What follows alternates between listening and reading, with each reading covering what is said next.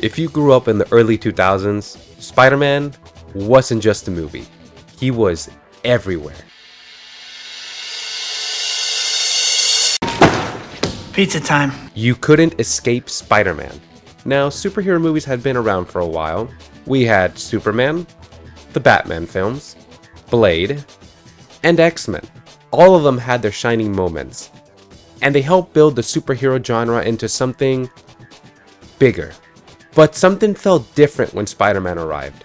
Before the Marvel Cinematic Universe turned superhero movies into a formula, back to formula. There was the Raimi Spider-Man trilogy. And when that first film released in 2002, it didn't just become a hit. It became a cultural event. Spider-Man became the first movie ever to open with over 100 million in a single weekend. And suddenly, it felt like Spider-Man had taken over the entire world. Hey, chin up, okay? One of the main reasons why we hold Peter Parker so close to our hearts is because how relatable the character can be. Unlike many superheroes, Peter isn't a billionaire. He's not an alien. He's not some unstoppable force of nature. He's just a kid. No older than my son. Awkward, shy, struggling to pay the bills, trying to balance school, work, and relationships. And for the male audience right there, I know you understand this part. He gets the girl, he loses the girl, he watches the girl he loves date someone else. He's constantly trying to juggle the responsibilities of everyday life, while also trying to save the city. And even though we don't have spider powers, we've all had moments where our life feels very overwhelming. Moments where we feel like we're carrying everything on our shoulders. Seeing a character like Peter Parker struggle with those same feelings made him incredibly human. And watching him overcome those struggles made us feel like, well, you know what? Maybe we could do it too. You know, I guess one person can make a difference. Enough said. Another reason why these movies felt so unique was the director behind them, the legendary Sam Raimi. You see, Raimi came from a horror background, most famously for directing the Evil Dead films.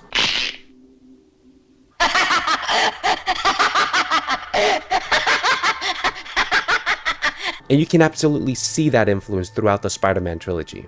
His filmmaking style brought a dramatic energy to the movies, the camera angles were bold, the visuals could suddenly, well, become intense. Scenes like Norman Osborn talking to himself in the mirror. Dr. Octopus's terrifying hospital sequence.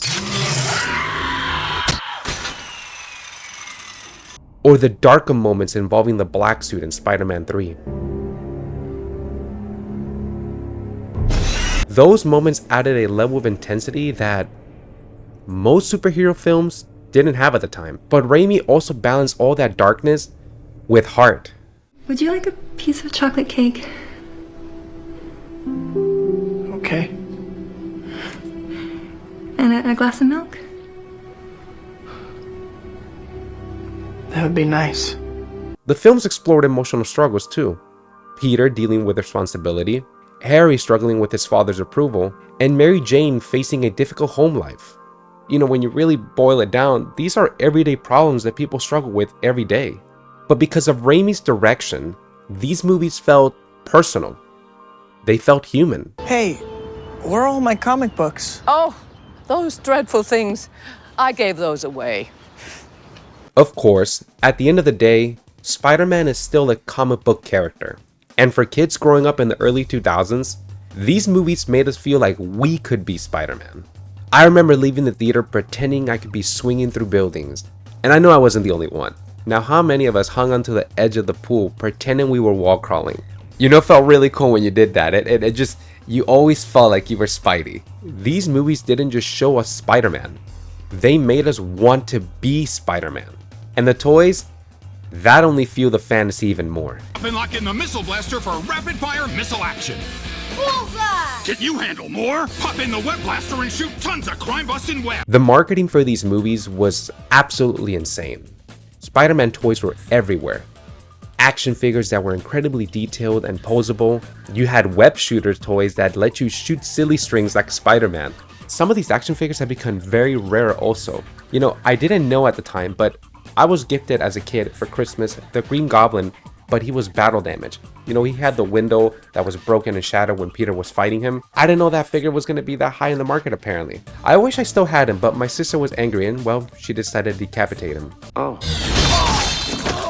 There was also Spider-Man cereal, Spider-Man Pop-Tarts, lunchboxes, backpacks, commercials, you name it. Fast food restaurants also had promotions. The fast food restaurants that did this a lot, I remember, was KFC and Burger King. KFC was mostly for Spider-Man 1, and I think Burger King had Spider-Man 2 and 3. It felt like every store you walked into had Spider-Man merchandise everywhere. You genuinely couldn't escape it. I want Spider-Man!